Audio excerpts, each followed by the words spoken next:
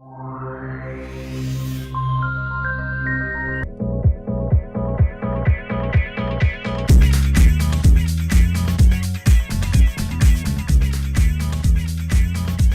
tal? Buenos días, con el gusto de saludarlos. Ahora sí, ya les doy de manera informal, fuera de protocolo, fuera de presidio, les doy la bienvenida para esta aula magna, donde vamos a platicar algunos de los temas relacionados, primero, de manera introductoria acerca de la educación y la formación judicial y cómo se desarrolla esto en el ámbito de una institución para que finalmente podamos lograr algunos cambios y transformaciones. ¿Qué es la idea? Imaginemos cuánto entonces ha cambiado o cuánto seguirá cambiando el mundo y qué papel nos toca ahora desarrollar en este entorno. Un poco hablar de los cambios que hemos hecho en la institución, de cómo se reflejan a partir de la escuela judicial y de la formación judicial y cómo pueden trascender. Iniciamos entonces. Los que creemos en un universo abierto que se contrae y se expande, sabemos que hace 15.000 millones de años, un núcleo denso de innumerables partículas cósmicas explotó dando inicio al universo. Hace 5.000 millones de años aparecieron las primeras formas de vida en nuestro planeta. Muchas especies han disfrutado de las maravillas de nuestro planeta azul. ¿Y el hombre? Los primeros homínidos surgieron hace 2 millones de años y siguieron evolucionando como especie hasta el Homo sapiens sapiens, que vivió en sociedad y desarrolló el lenguaje, la escritura, la agricultura y la ganadería, y conquistó también logros insospechados: renacimiento, ciencia, pintura, desarrollo, revolución industrial, pero también guerras, conquistas, holocausto, divisiones, aceptaciones.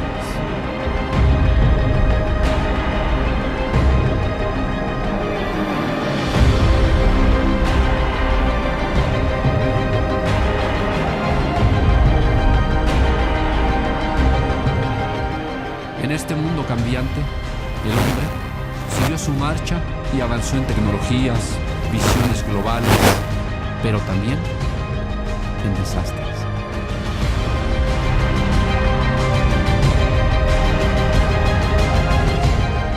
Un mundo de relaciones sumamente complejo, a las cuales no escapa el derecho como creación humana, que pretenderá siempre la conservación del orden, la armonía y la paz, pero sobre todo, la esperanza. Bien, pues el derecho también es parte de esta transformación, también es parte de este cambio y por supuesto también asume muchos retos, entre otros la modificación de las normatividades y los esquemas en materia laboral.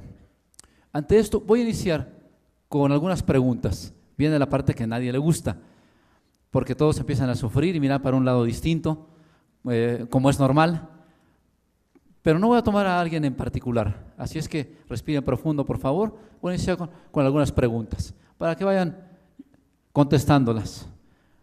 Primero, ¿a qué generación perteneces? Vamos a ver a qué generación pertenecen. Segunda pregunta, por favor. ¿Cómo recuerdas la sociedad hace 20 años?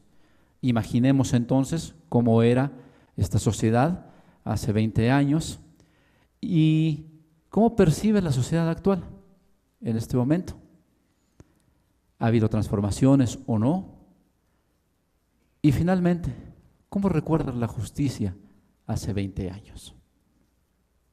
Y aún así, le agregaré otra más, pero empiezo con la primera. ¿A qué generación perteneces? A ver, según dicen aquí, pues ahí vamos por la cuarta generación, los baby boomers. A ver, ¿quiénes son? Aquellos que nacieron entre los años 1940 y 1960, que tienen entre 50 y 68 años. A ver, levanten la mano. ¿Quiénes tienen entre 50 y 68?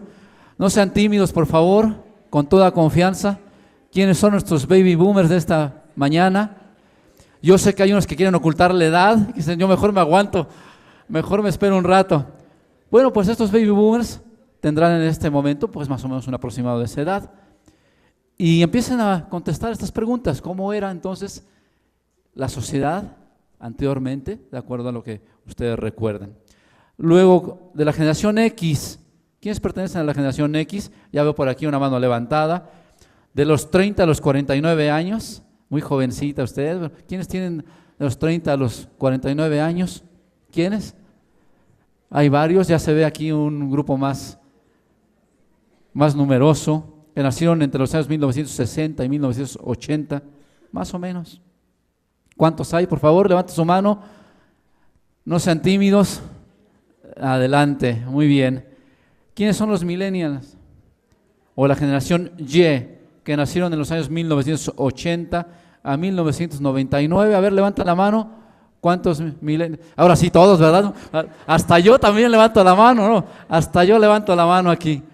Qué bien. Que tienen entre 18 y 29 años. O sea, por ahí vamos más o menos, ¿no? Más o menos por ahí vamos.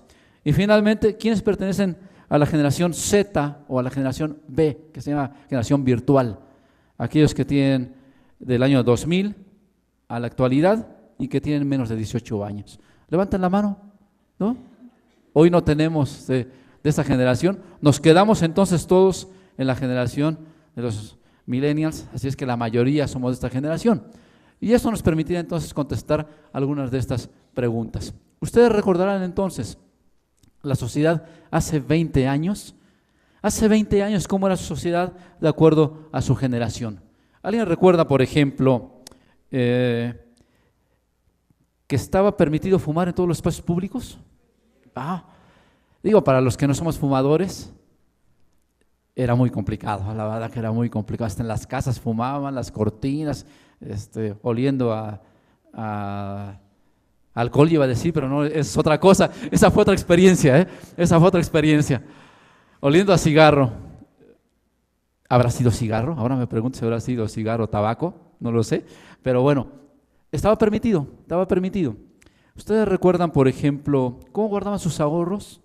Y además, ¿cómo hacían sus operaciones bancarias? Algunos guardaban en el colchón, y es cierto, en estas generaciones guardaban en el colchón. O hacer una operación bancaria era súper complicado, ¿no? Iban para cobrar sus cheques, pedían sus chequeras, trabajaban sin siquiera tarjeta, les pagaban todavía. ¿Ustedes recuerdan cómo nos pagaban? Digo, ¿cómo les pagaban a aquellos que tienen esos años? Les pagaban en algunos casos en efectivo, en un sobrecito, y en otros casos empezaban a dar cheque. Y yo era desconfiado todavía de los cheques. ¿Valdrá o no valdrá? No eran formas muy comunes de trabajar. Y ya si me voy para estas cuestiones sobre tecnología, ¿se acuerdan de los televisores? ¿Cómo eran los televisores hace 20 años? Unos grandototes, ¿no? Sí, enormes, enormes. Yo recuerdo tener algunos amigos que compraban la última tecnología, que eran los televisores gigantes, y creo que prácticamente venían incluidos con esclavos para que las cargaran, porque se necesitaban como 20 personas para cargar una televisión de esas. Pero bueno, todavía hay algunas casas que tenemos de estos televisores enormes. ¿Y cómo eran las computadoras? Ustedes recordarán todavía cómo almacenábamos los archivos en esos discos primero flexibles, luego discos de 3 y, ¿cómo era? De 3 y media, muchos se están balconeando de la generación, Yo no dije nada y luego 3 y media, ya. Bueno, eso era el mundo en el que vivíamos en partes tecnológicas. Los celulares, ¿alguien tuvo hace 20 años algún teléfono celular?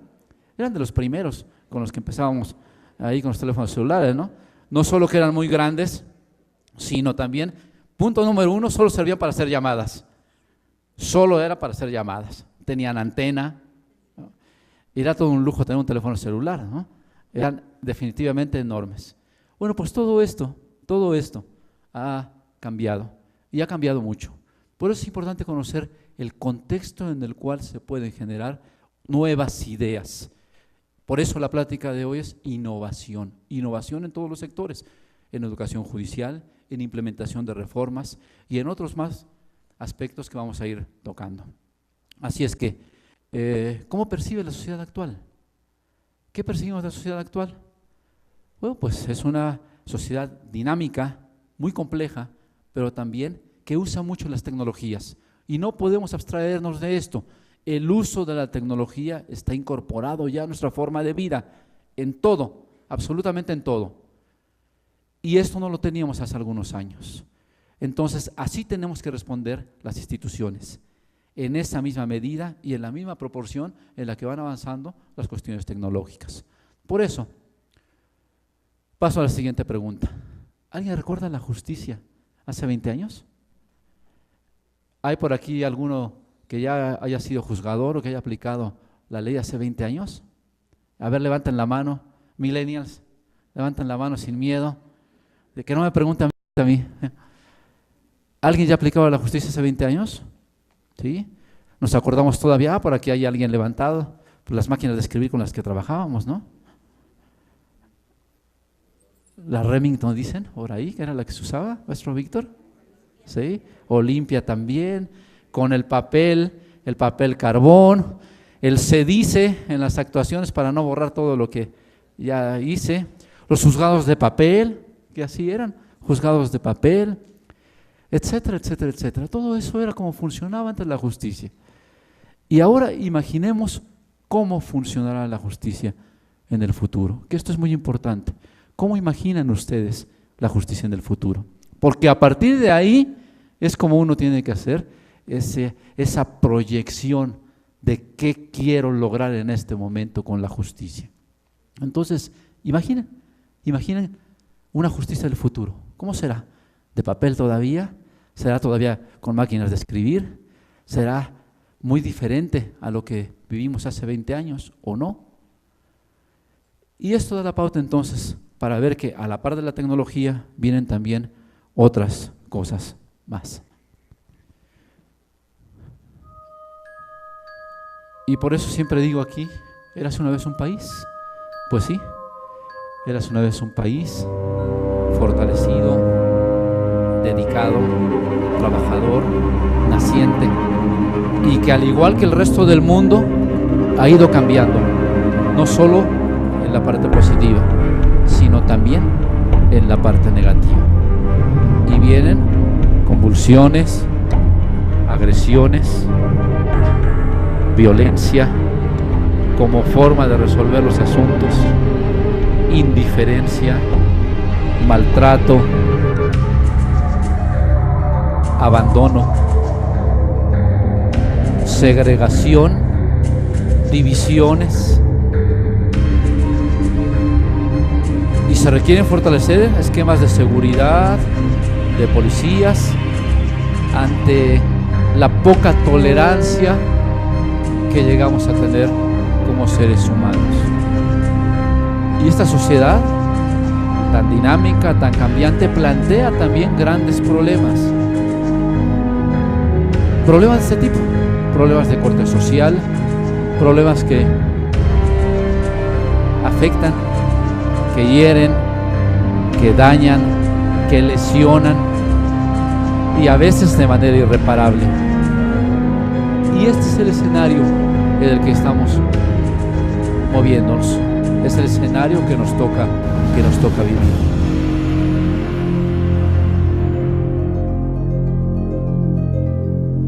Por eso, cuando somos parte de una sociedad y somos parte de una institución, se plantean grandes retos de corte positivo y otros que buscan atemperar esos retos de carácter negativo. Y esto genera grandes complicaciones. ¿Y cuál es la manera ideal de enfrentarlos? La manera ideal es cada problema social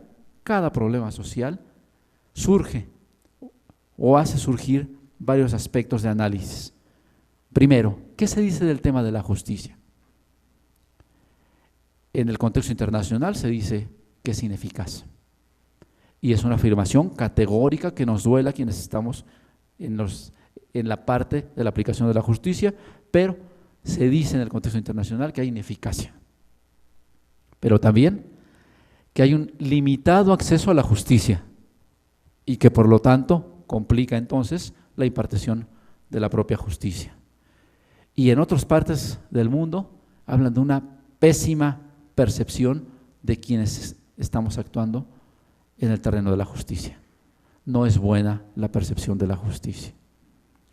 Y además, que nos hemos quedado anclados en una justicia de hace 20 años o más y que por lo tanto no aplicamos nada de tecnología.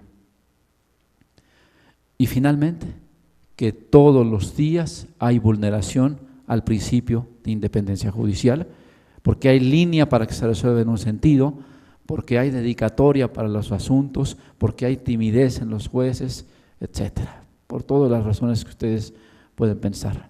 Este es el problema social que tenemos los poderes judiciales.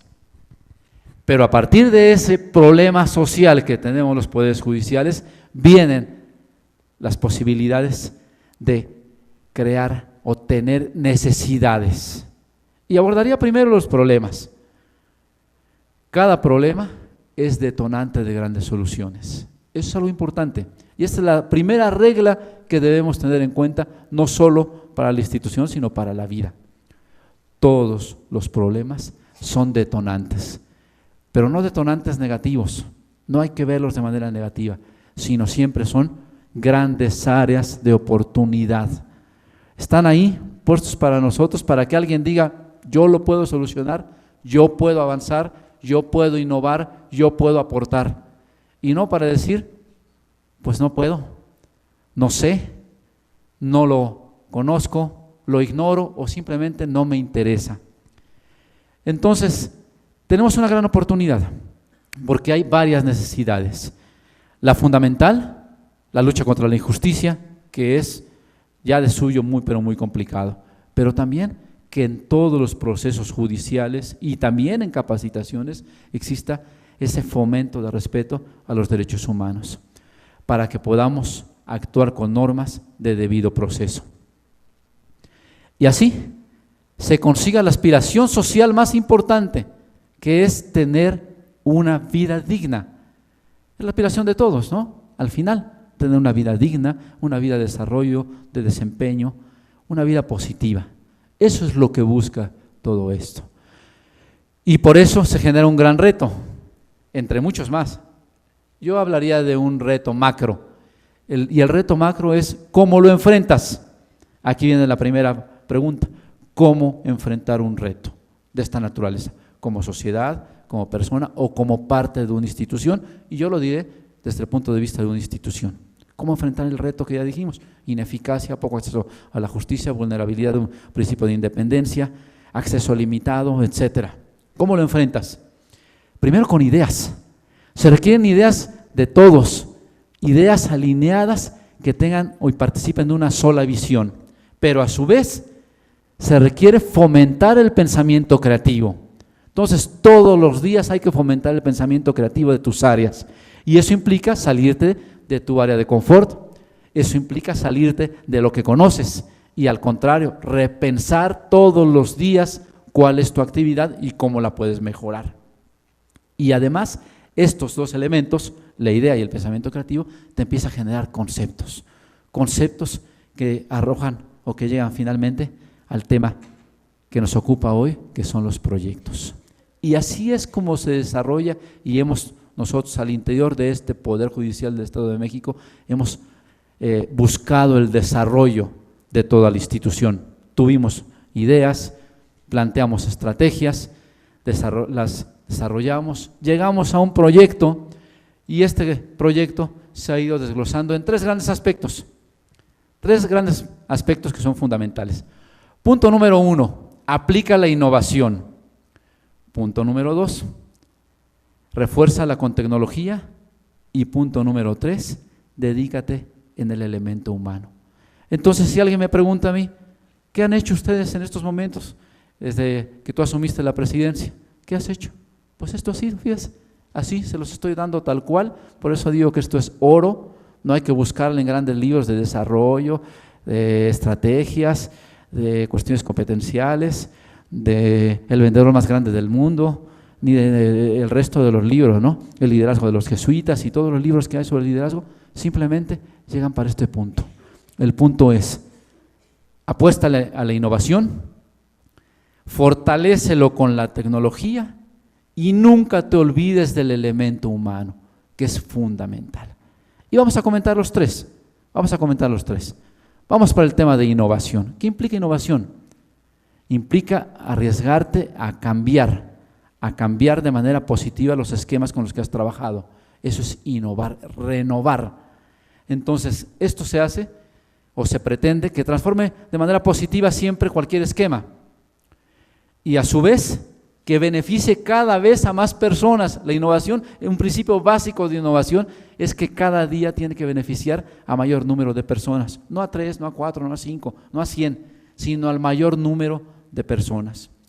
Y además, debes hacerlo tuyo, debes incorporarlo como parte de la vida cotidiana. Entonces la innovación es como un ministerio que todos los días se tiene que estar ejerciendo y se tiene que replantear ideas, llegar a nuevos conceptos y otra vez intentar para avanzar. Hasta que finalmente esas innovaciones se socializan, se asumen como propias y vivimos entonces con ellas. Y por eso siempre tienen que generar bienestar. Siempre la innovación siempre debe generar bienestar. En la parte que nos corresponde del trabajo judicial, tiene que generar un valor para todo el trabajo judicial. Y ese valor se ubica en una sola palabra: mejorar. Mejorar todos en todos los esquemas. Pero viene la gran pregunta, ¿sí? Me estás diciendo, Sergio, de esto, de la innovación, como una de las grandes estrategias, y que tenemos que mejorar. ¿Pero cómo? ¿Cómo mejoro? ¿Cómo mejoro mi contexto? Pues bien, algunas ideas desde el punto de vista de los poderes judiciales es, primero, la educación judicial es un pilar fundamental de desarrollo, es una política pública incansable. No es aquella formación de 3 saloncitos donde modestamente, pues, mándalo a la escuela judicial para que se entretenga. Mándalo para darles una platiquita y ya con eso resuelves el tema. No. Es una educación judicial fortalecida, sólida, coherente, que trabaje todos los días y además que sea una política pública de desarrollo institucional. Otro más, fortalece mucho la carrera judicial. Si tú quieres innovar y quieres desarrollarte, tienes que fortalecer la carrera judicial, porque este es el mérito que tienen algunos para acceder a los cargos. Y esto es fundamental, porque es estimulativo. Esto estimula para que las personas se dediquen de la mejor manera a su trabajo y entonces vean las grandes diferencias diciendo, yo trabajé, soy más dedicado, me puse a estudiar, me aplico, soy constante en mi trabajo, pues entonces merezco una oportunidad y lo voy a demostrar. Y la forma cuando uno dice lo voy a demostrar es darle su importancia a este esquema que ha hecho que los poderes judiciales se sigan desarrollando, a diferencia de otros esquemas que se reinventan cada vez que cambian de titular. Eso no pasa en los poderes judiciales. ¿Y cuál es la gran clave? La gran clave se llama carrera judicial. Otro más, el modelo por competencias, que fortalece la socioformación. Y esto yo recuerdo hace algunos años, cuando se nos ocurrió hablar sobre, vamos a incorporar un modelo por competencias, todos decían, no se puede, no sirve, ¿para qué? Estamos bien, no necesito nada de eso. Traigo a los mejores expertos y dan sus clases. Agregarle. Pero ¿qué implica hablar de competencias y de un modelo socioformativo? Implica que el personal judicial y todos los jueces, secretarios, técnicos, archivistas, etcétera, no solo deben conocer la ley, sino que deben tener otras habilidades que les permitan mejorar su entorno social. Y otras habilidades de mucha naturaleza. ¿Qué habilidades requiere un ejecutor, por ejemplo? ¿Qué habilidades requiere un mediador? Se puede saber la ley de mediación perfecta, pero si en su vida es un desastre, si es una persona violenta, ¿cómo vas a mediar los problemas de los otros? Lo que tenemos que hacer es darte herramientas para que tú seas una mejor persona y entonces sí, siendo una mejor persona, tú podrás mediar los problemas de los otros. Pues este modelo por competencias que luego voy a retomar implica varios paradigmas. Imagínense, ¿qué fue lo que hicimos? ¿Cómo funcionaba la escuela judicial hace algún tiempo? Que lo hizo y lo hizo muy bien, Lo hizo y lo hizo muy bien, pero todo debe estar de acuerdo a su tiempo y a su contexto. Por eso les comento que la innovación es el pilar fundamental del desarrollo. Claro que lo es, porque tienes que repensarte todos los días. Entonces, ustedes recuerdan que las clases eran las clases magistrales.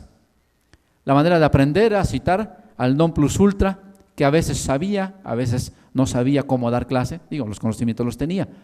Pero nos pasó en muchas ocasiones aquí también en esta escuela, invitamos a un non plus ultra, autor de no sé cuántos libros, y lo poníamos a dar la clase. Maestro Marco, tú recuerdas, y decía: señoras y señores, bienvenidos, hoy voy a hablar artículo 526, dice: toda la persona deberá ser notificada por vía escrita necesariamente. Artículo 528. Y así se iba. No, es el non plus ultra, pero no sabes transmitir. No tienes la actitud, no tienes la capacidad. Por eso, la clase magistral es un elemento muy bueno sin duda, pero tiene que ir cambiando, tiene que modificarse. ¿Ustedes recuerdan cómo nos aprendíamos las tablas de multiplicar? A veces hasta con reglazo en la mano, pon la mano.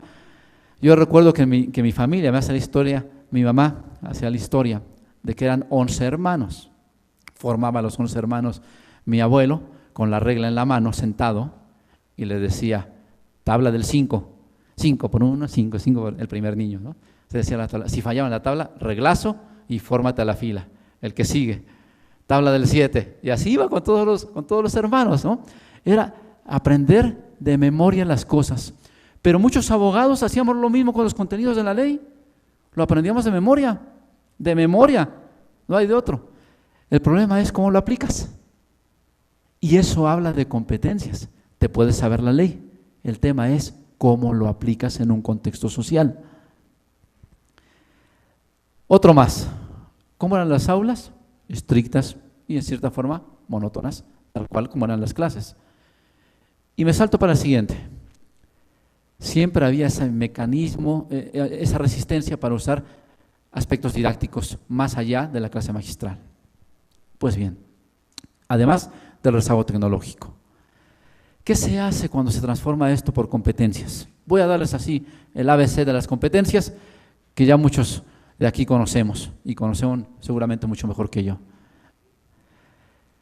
Punto número 1, la construcción. Construye la razón, no el pensamiento, no fortalezcas la memoria, sino sobre todo construye una razón a través de emociones, de vivencias personales, y construye los contenidos temáticos siempre bajo un ideal y bajo ciertos valores. Y esos valores son irrenunciables y son inmutables. Ahí sí, los ideales siempre tienen que ser los mismos, así como el Quijote. Siempre tienes que seguir tus ideales y comportarte de acuerdo a tus valores. Otro más, que es modificable, que habla de un ambiente modificable en cuestiones de educación y de formación judicial. Que así como el proceso cambió hace 20 años y hoy es un proceso distinto, así como la sociedad lo es también, tenemos que ir manejando distintos contextos y aplicando estrategias de enseñanza-aprendizaje en nuevos contextos. ¿Qué habla o a qué se refieren las competencias? A estos 4 áreas del saber: saber conocer, que es lo que regularmente hacemos, el aprendizaje de la ley, pero también saber hacer, que es aplica ahora todo lo que aprendiste, aplícalo. Y además no solo aplícalo, sino fortalécete tú como ser humano, que es la parte más importante. Y en la medida que tú te fortaleces como ser humano, aprendes a convivir. ¿Y qué implica aprender a convivir? Trabajar en equipo, siempre trabajar en equipo. Yo siempre digo que ya la época del llanero solitario quedó muy atrás. Ya no podemos trabajar de manera aislada. Ahora tienes que trabajar en equipo. Y yo recuerdo, aquí están mis compañeros de sala, algunos compañeros magistrados, por supuesto, no integré yo con ellos, digo por el comentario que voy a hacer, pero recuerdo mi primera integración de sala. Nadie se hablaba de los 3 magistrados, por eso no voy a dar los nombres, pero nadie se hablaba. Llegábamos para el trabajo y cada quien en lo suyo se encerraba. Este es mi personal, no lo toques, es mi personal. Y no hablaban. Terminaba el día y se acabó. Nos veíamos el día de las sesiones. ¿Y cuándo haces trabajo de equipo? ¿Y cuándo haces que todos los proyectistas estén en la misma sintonía? ¿Y cuándo haces que se maneje una visión común? ¿Y cuándo puedes manejar ideales? ¿Y cuándo puedes permear toda esta función de trabajar junto con otras áreas? Y además, no solo de manera vertical, sino con el otro juzgado. ¿Cuándo te saludas con el juez que está al lado, con el magistrado que está al lado? ¿Cuándo compartes con el otro? ¿Cuándo planteas o intercambias criterios? Pues pocas veces se hacía. Por eso, lo que fomenta las competencias es no solo que tú sepas ser una mejor persona, sino también que sepas convivir, que sepas trabajar en equipo. Esto es las competencias. Y además, el aprendizaje colaborativo, que es fundamental. Es fundamental. La formación integral, que es a lo que voy. No solo tienes que ser bueno en lo que haces, sino tienes que ser buena persona para que hagas mejor las cosas. Y los contenidos entonces se transforman ya no en fines, ya no es importante que te sepas este proceso, sino que utilices ese proceso para otras cosas. Por eso se convierten entonces en medios. Todo el aprendizaje es algo que tú puedes aprovechar y utilizar para bien de ti y de la institución. Entonces, ¿qué se requiere en este primer aspecto de innovación cuando nos dimos a la tarea de innovar en un modelo por competencias? Que la educación judicial no solo esté alineada a las tendencias globales, sino sobre todo una educación judicial que aproveche las tecnologías. Y por eso esto me lleva para el segundo escenario. Ya hablé que los 3 pilares fundamentales, se los comenté: innovación, tecnología y el elemento humano. Son los 3. Ya hablé del primero, de la innovación, referido para el tema de la escuela judicial. Voy a hablar ahora sobre tecnología y después tocaré el tema de desarrollo. Bien, sobre tecnología. La tecnología siempre nos aporta pues grandes soluciones. Estamos ya en un momento de una integración global de la que no podemos abstraernos y nos permite también ser más eficientes con los tiempos. Y esto es una gran maravilla del mundo actual. Por eso es tan importante que, entre otras cosas accesorias, pues reduzcas el impacto ambiental, que además reduzcas todos los costos de operación que te generan ciertos procesos y que aportes una visión no solo aquí, no solo porque a veces somos muy dados para decir es que yo vivo aquí en esta región y todo lo hago en mi colonia y en el resto de las colonias no sé, y el resto de los países no interesa y el resto de los estados tampoco interesa. Las soluciones que tú tienes que aplicar son globales, son soluciones macro.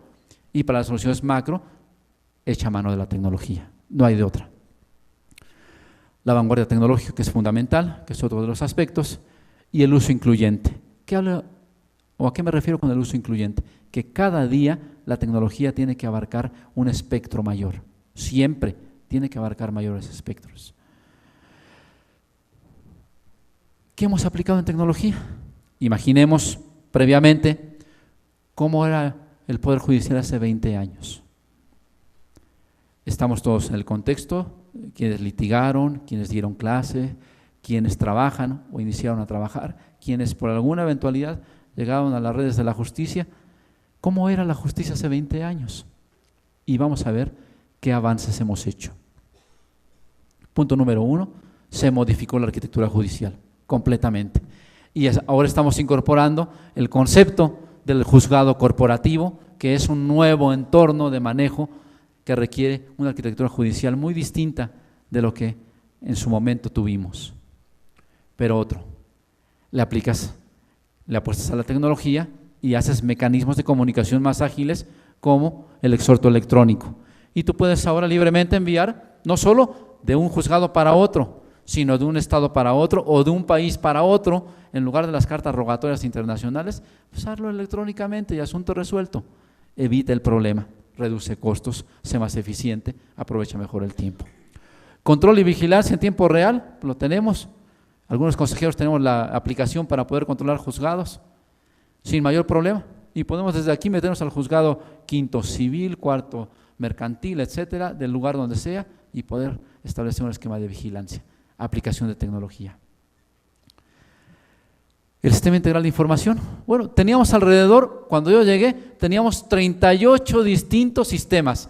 Personal tenía uno, escuela judicial tenía otro, control de personal tenía otro, Secretaría General de Acuerdos tenía otro, Presidencia tenía otro, las áreas cada una tenía su propio sistema.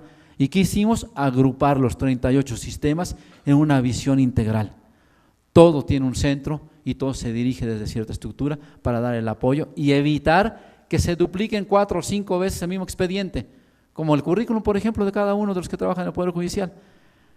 Tengo que presentar, si ya me gradué de una maestría, tengo que presentarlo en 4 o 5 áreas distintas. No, ahora preséntalo en una sola y se acabó, se integra para tu expediente de manera automática. Además, empezamos a trabajar con indicadores, que es otro gran esquema. Tienes que medir el trabajo y por eso hablar de indicadores empieza entonces a fortalecer esto y maneja la información de manera más eficiente que te permita una mejor toma de decisiones. Y les pregunto, ¿hace 20 años teníamos esto? Hace 20 años eran ocurrencias. Se dirigían las instituciones por ocurrencias. Mira, se me ocurre aquí hacer un edificio judicial, porque el sol sale bien y pega bien. Entonces vamos a hacer un edificio judicial. Sí, pero ¿qué carga tienes de trabajo? ¿Cuántos ciudadanos vas a atender? ¿Qué grado de litigiosidad tienes? ¿Cómo lo vas a hacer? ¿Cuánto necesitas? ¿Qué tan grande va a ser? No interesaba. Ponle otro piso, no pasa nada. Era desarrollo por ocurrencias, pero así pasa todavía en muchos de los casos. No se vayan para 20 años, piensen en algunas realidades suyas. Actualmente las instituciones estamos fortaleciendo la toma de decisiones a través de indicadores y no hay otra forma para que las cosas avancen o funcionen. La firma electrónica.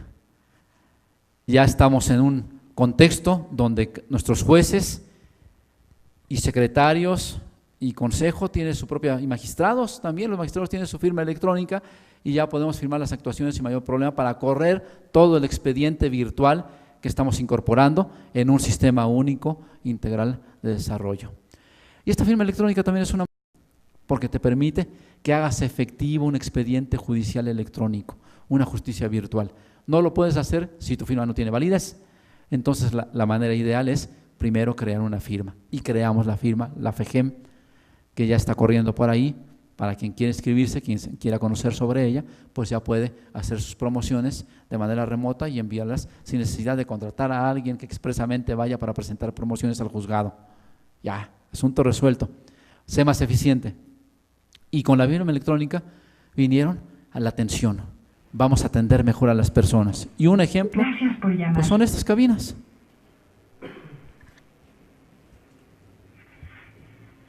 Hola, buenas tardes, bienvenido al sistema Operan del Poder Judicial del Estado de México. Mi nombre es Jessica y estoy aquí para asistirte. ¿En qué te puedo ayudar? Hola señorita, buenas tardes. Estoy aquí en el Juzgado Primero Civil de Toluca y tuve un problema ahorita saliendo de la audiencia. Me quiero quejar en contra del juez y en contra del secretario. La audiencia salió mal, ellos están poniendo algunas cosas que a mí no me parecen y quiero quejarme de ellos. De acuerdo, necesito que antes por favor me proporcione algunos datos. ¿Me podría por favor dar su nombre? Con mucho gusto, soy Mauricio Contreras García. Bueno, pues esto es una forma de atención que a todos nos sirve porque nos hace ser mejores en el trabajo. Y esto se incorporó ya tenemos algunas cabinas sobre estas en los principales edificios judiciales que están o estarán ya prestando también atención para los ciudadanos de manera libre sobre cualquier asunto. Y además el complejo de telepresencia judicial, que eso habla, fíjense, yo por eso toco mucho estos temas, porque innovación es atreverte a hacer cosas distintas de manera positiva.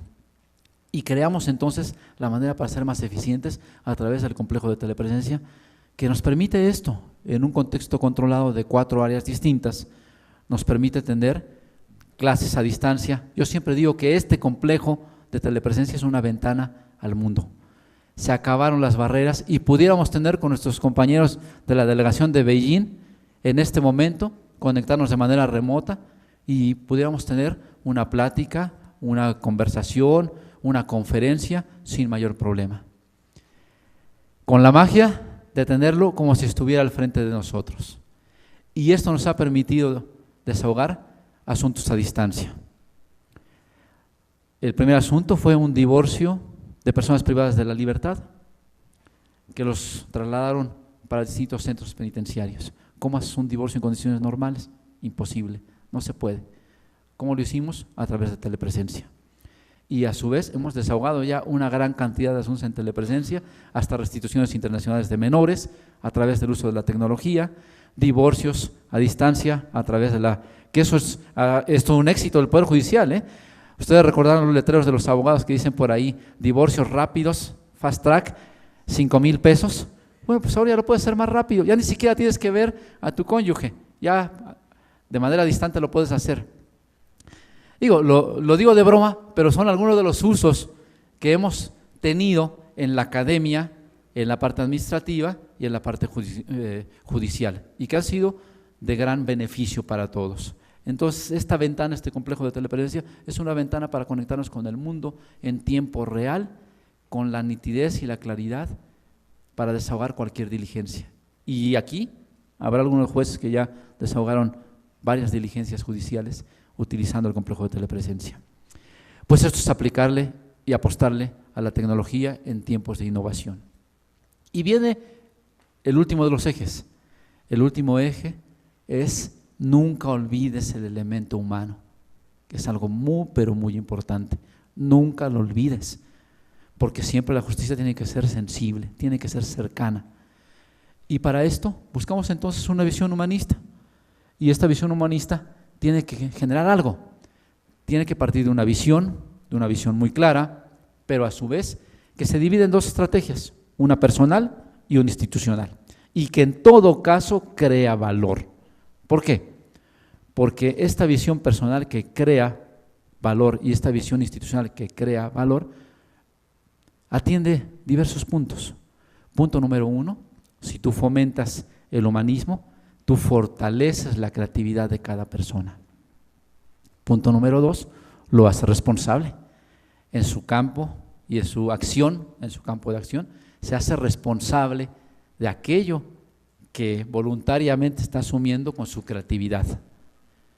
Pero también generas empatía, porque tienes entonces que manejar el mismo lenguaje con todos, no un lenguaje de autoridad, no un lenguaje de maltrato, de humillación, de hablar mal de todos, no, al contrario, un lenguaje cordial, de empatía. Y además, tu actitud. La actitud es muy importante, por eso siempre digo que en el elemento humanista es importantísimo crear valor. Y la forma de crear valor es esto, no lo olviden, creatividad, responsabilidad, empatía y actitud. Y el valor implica que compartan los mismos valores.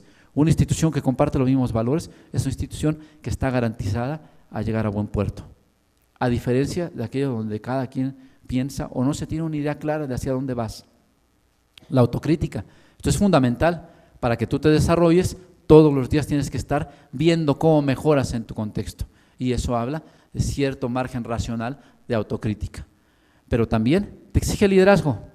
Y por eso fomentamos el liderazgo general en cada uno de los compañeros y tenemos que lograrlo. Esto se tiene que lograr para que la organización camine de manera adecuada, muy pero muy organizada.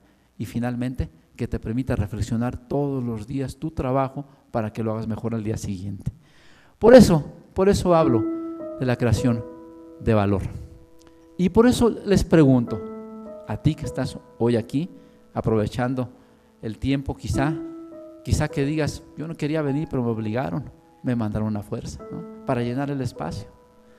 Ni siquiera quería venir, prefiero estar en lo mío, peleándome porque las cosas no salen, peleándome porque no estoy bien, peleándome con todos. Y en lugar de eso, aquí estoy, ¿va? Otra vez escuchando a Sergio, otra vez, ¿no? Bueno, pues entonces el punto es, ¿cómo vives tú tu trabajo? ¿Sí aplicas estas estrategias? ¿Sí atiendes a la aplicación de las tecnologías? ¿Sí te dedicas a innovar todos los días? ¿Sí te dedicas a fortalecer el elemento humano con autocrítica, con reflexión? ¿Te atreves a hacerlo o no? Porque lo importante es atreverse. ¿Y qué tanto te atreves todos los días? Si lo haces, felicidades, porque vas por buen camino. Vas sumando para tu institución, para tu sociedad, para tu gente, para tu estado, para tu país. Pero si no lo haces, es un buen momento para cambiar. Y es un buen momento para generar creatividad, empatía, trabajo, liderazgo, responsabilidad, organización y todo aquello que genera valor, todo aquello que puede crear valor. Por eso, esta parte del desarrollo humano es fundamental y es la trilogía básica para el desarrollo de toda institución. Y paso entonces a dar recomendaciones finales. Ya terminé, ya pueden seguir peleándose por allá en sus espacios, no pasa nada. Ya estoy por terminar. Recomendación número 1. Muchas gracias, maestros, gracias. La recomendación número 1, para que lo tengas muy claro, es innovar siempre presupone riesgos. Claro, cuando tú te atreves a innovar, te van a acabar, te van a criticar, van a hacer de ti, olvídate, destrozo y medio. ¿A quién se le ocurre? ¿Quién pensó eso? ¿Cómo si siempre hemos trabajado igual? Pues si siempre lo he hecho así, me ha funcionado. ¿Por qué me obligan a cambiar? Y regreso, artículo 536. No. Innovar siempre implica riesgos, siempre. ¿Estás dispuesto a aceptarlos o no? Si quieres innovar, sabes que va a haber riesgos. Consejo número 2. Gracias. Recomendación número 2. La innovación no conoce límites. El único límite es el que tú solo te impongas. Pero innovar es una actividad que no genera impuestos, que no te implica gastos, que no hay ningún costo adicional. No tienes ni siquiera que hacer un traslado, ni una telepresencia. Para innovar, basta con que reflexiones en cómo mejorar todos los días tu trabajo. Y es suficiente. Y que lo apliques, que de manera congruente lo apliques. Así es que no te impongas límites. En la innovación no hay absolutamente más límite que aquel que tú te quieras imponer. Consejo número 3. Muchas gracias, maestros, gracias. Cuídate de la resistencia al cambio, lo que yo les decía. Esta es la parte más perjudicial para todos, porque siempre va a haber personas que son contreras, ¿sí? Siempre va a haber quien, aunque no tenga el apellido, de todas maneras es Contreras, para todo. ¿Por qué? ¿Y yo por qué? ¿Y por qué a mí? Etcétera, etcétera, etcétera. Aquí no hay, afortunadamente aquí, hoy, en este día, en este auditorio, no hay ningún Contreras. Todos somos innovadores, fortalecemos el desarrollo humano, personal, la empatía, la creatividad, etcétera. Pero allá afuera hay que cuidarnos, ¿eh? Allá afuera puede haber uno que otro que de entrada cuando le digas, oye, ¿cómo ves si hacemos esto? No, ¿por qué? Si siempre lo hemos hecho igual. No voy a cambiar, no voy a cambiar. Y está como, bueno, muchos ejemplos tenemos, ¿no? Muchos ejemplos tenemos. ¿Por qué no cambias? ¿Por qué no dejas de fumar? Porque siempre he fumado. Oye, pero no es bueno para tu salud. Siempre he fumado. De todas maneras me voy a morir. Lo de siempre, ¿no? Pues sí, pero es bueno que cambies. Entonces, siempre va a haber resistencia al cambio. Tengan mucho, pero mucho cuidado, porque puede haber Contreras, quizá al lado suyo, quizá al lado tuyo puede haber Contreras, espero que no. O al lado tuyo, consejero, tampoco, porque está Marco. ¿No? Pero del otro lado, no, tampoco, pero puede haber Contreras, puede haber. Entonces, siempre va a haber resistencia al cambio y sabes que cambiar implica riesgos. Siguiente consejo, con eso termino. Consejo número 4. La organización que se duerme. ¿Qué pasa? Organización que se duerme. Se lo lleva. ¿Quién? Bueno, las organizaciones, las instituciones, no nos podemos dormir. Y dormir implica no puedes llegar a tu zona de confort y quedarte ahí. Si así fuera, seguiríamos trabajando como hace 20 años. Te tienes que actualizar, te tienes que modificar, y esto es algo constante. Entonces no puedes dormirte, y lo digo tanto en lo institucional como en lo personal.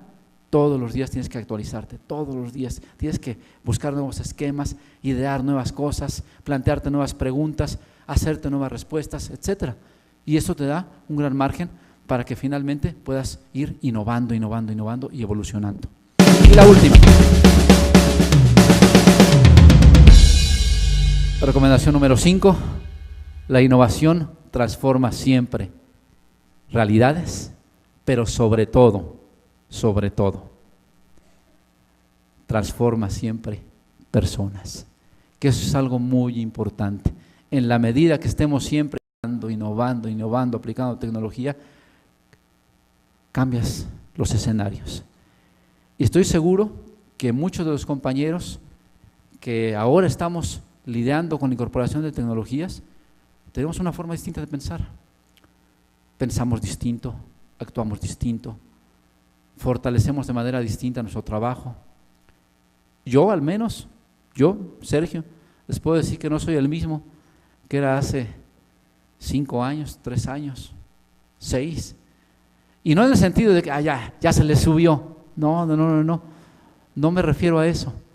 Me refiero a que no soy el mismo porque va uno dándose cuenta que lo importante es una innovación de manera organizada que pueda trascender para beneficio del mayor número de personas. Y ese elemento humano es muy, pero muy importante. Pues bien, este es entonces el escenario en el que nos desenvolvemos. Y yo siempre les pregunto si vale la pena o no hacer un esfuerzo de esta naturaleza. Y además, ¿por qué hacer el esfuerzo? ¿Por qué? Pues porque tenemos un gran entorno, porque vivimos en un maravilloso país, porque disfrutamos y se nos pone la piel chinita cuando estamos en el extranjero y nos toca dar alguna plática, participar en algún curso, en alguna ponencia, y recordamos cosas tan simples como el grito del mariachi.